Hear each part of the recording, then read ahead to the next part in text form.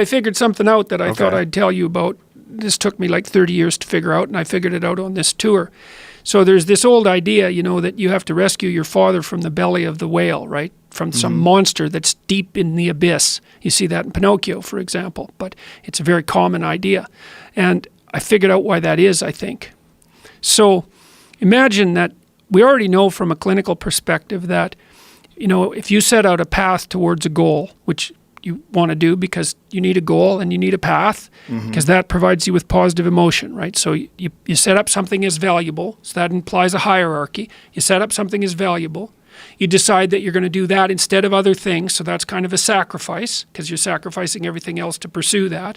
And then you experience a fair bit of positive emotion and meaning as you watch yourself move towards the goal. And so the implication of that is that the better the goal, the more full and rich your experience is going to be when you pursue it. So that's one of the reasons that's one of the reasons for developing a vision and for fleshing yourself out philosophically, because you want to aim at the highest goal that you can manage. Okay, so you do that, and then what you'll find is that as you move towards the goal, there are certain things that you have to accomplish that frighten you. You know, maybe you have to learn to be a better speaker, a better writer, a better thinker, or you have to be better to people around you, or you have to learn some new skills and you're afraid of that, whatever, because it's going to stretch you if you pursue a goal, and so that'll put you up against challenges.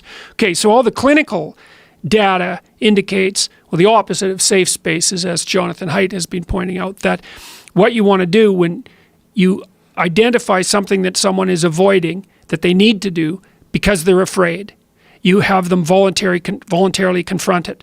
And so you break it down. What you try to do if you're a behavior therapist is you break down the thing they're avoiding into smaller and smaller pieces until you find a piece that's small enough so they'll do it. And it doesn't really matter as long as they start it. You know, then they can put the next piece on and the next piece. And what happens is they don't get less afraid exactly. They get braver.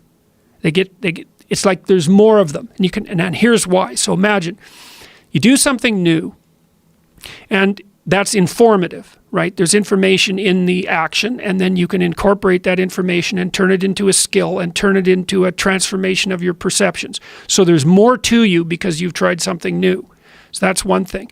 But the second thing is, and there's good biological evidence for this now, that if you put yourself in a new situation, then new genes code for new proteins and build new neural structures and new nervous system structures. Same thing happens to some degree when you work out, right? Because your muscles are responding to the load, but your nervous system does that too. So you imagine that there's a lot of potential you locked in your genetic code. And then if you put yourself in a new situation, then the stress, that's the situational stress that's produced by that particular situation, unlocks those genes and then builds new parts of you. And so that's very cool, because who knows how much there is locked inside of you. Okay, so now here's the idea. So let's assume that scales as you take on heavier and heavier loads. That more and more of you get more and more informed because you're doing more and more difficult things, but more and more of you gets unlocked. And so then what that would imply is that if you got to the point where you could look at the darkest things, so that would be the abyss, right? That would be the deepest abyss. If you could look at the harshest things, like the most brutal parts of the suffering of the world and the malevolence of people and society, if you could look at that straight and directly, that would turn you on maximally. And so that's the idea of rescuing your father, because imagine that you're like the potential composite of all the ancestral wisdom that's locked inside of you biologically. But that's not going to come out at all unless you stress yourself, unless you challenge yourself. And the bigger the challenge you take on, the more that's going to turn on. And so that as you take on a broader and broader range of challenges and you push yourself harder, then more and more of what you could be turns on, and that's equivalent to transforming yourself into the ancestral father. Because you're like what would you call it? You're the consequence of all these living beings that have come before you. And that's all part of your biological potentiality.